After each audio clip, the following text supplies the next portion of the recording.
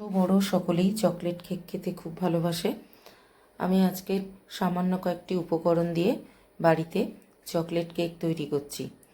এইভাবে করলে কেকটা যেমন নরম হয় আর খেতেও খুব ভালো হয়। এর জন্য কি কি নিয়ে নিলাম দেখুন।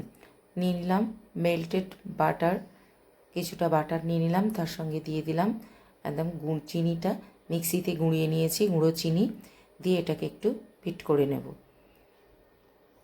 এটা হাতা চামচ দিয়েও করতে পারেন, আর এটা ছোট হ্যান্ড বিটার ছিল, ওটা দিয়ে আমি একটু বিট করে নিলাম। এবার এর মধ্যে দিয়ে দেব আমি কোকো পাউডার। কোকো পাউডারটা অবশ্যই একটু চেলে নেবেন, কারণ এর ভিতরে ভীষণ ডালা ডালা থাকে, তার উপরে এখন বর্ষাকাল। আমি 2 চামচ 2.5 চামচ মতো কোকো পাউডার দিয়ে দিলাম।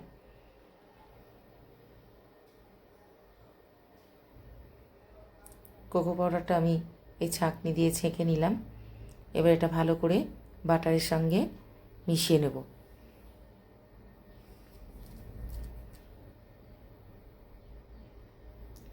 এবার এর মধ্যে দিয়ে দেবো আমি ময়দা। যতটা চিনি নিয়েছি তার থেকে একটু বেশি আমি ময়দা দিয়েছি, আর চিনির সমানই হয়তো ময়দাটা দিতাম, কিন্তু আমি এর মধ্যে কিছুটা বিস্কিটের গুঁড়ো মেশাবো। হরলিক্স বিস্কিট আমি 2 ছোট প্যাকেট নিয়ে নিয়েছি, সেটাকে আমি গুঁড়িয়ে রেখেছি, সেটাও আমি দেব। ময়দাটা আগে ভালো করে মিশিয়ে নেব।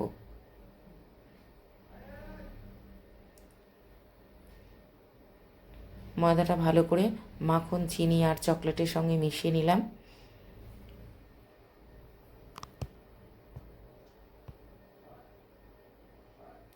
একটু অল্প পরিমাণ আমি দুধ দিয়ে দিলাম, বেশি না, এই 2 চামচ মতো, টেবিল চামচের 2 চামচ মতো দুধ দিয়ে দিলাম।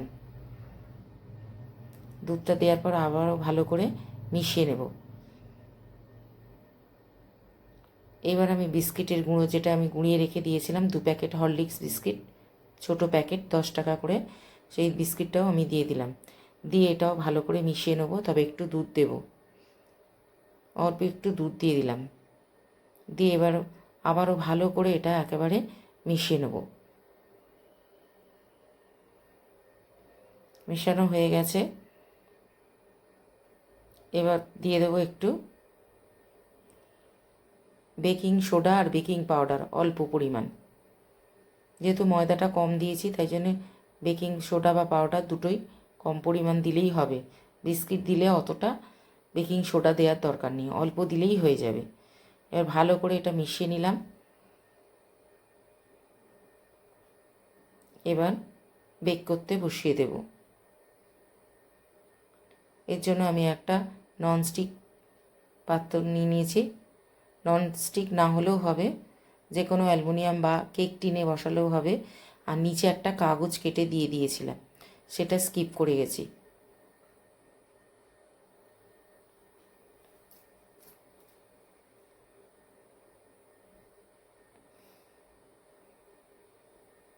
এই কাগজটা কেটে ভিতরে দিয়ে দিয়েছিলাম। একটা কাঠি দিয়ে একটু এরকম করে দেবেন, এয়ার বাবলসটা তাহলে বেরিয়ে যাবে। এর উপর থেকে কিছুটা চকো চিপস দিয়ে দিচ্ছি। এটা না দিলেও হবে, বাড়িতে ছিল তাই দিয়ে দিলাম।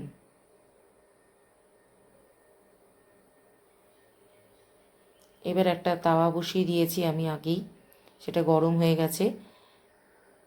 এটার উপরে ওই পাত্রটা বসিয়ে দেবো, দিয়ে একদম লো ফ্লেমে এটা বসিয়ে 15 মিনিট মতো রেখে দিলেই আমার কেকটা তৈরি হয়ে যাবে। উপর থেকে একটা ঢাকা দিয়ে দেব। আর এই অবস্থায় একদম লো ফ্লেমে, চাটুটা কিন্তু আগেই অনেকটা ভালো মতো গরম হয়ে গেছে, তারপর ফ্লেমটাকে একদম কমিয়ে দিয়েছি।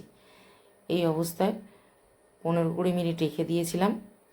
এবার খুলে দেখছি এটা হয়েছে কিনা। একটা টুথপিক দিয়ে আগে দেখে নেব যে ভিতরে কাঁচা ভাব আছে কিনা।